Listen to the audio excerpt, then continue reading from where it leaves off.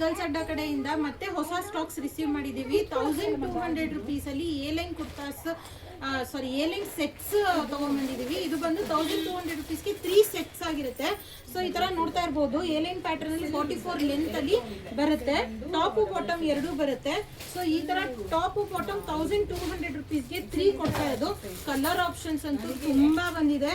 So ಒಂದೊಂದು colour options ಈ ಥರ ತುಂಬ ಹೆವಿಯಾಗಿ ಅಪ್ಡೇಟ್ ಆಗಿದೆ. ಇದೆಲ್ಲ ರೆಗ್ಯುಲರ್ ವೇರು, ಬೇಸಿಕ್ ಆಗಿರುತ್ತೆ, ತುಂಬ ಚೆನ್ನಾಗಿರುತ್ತೆ.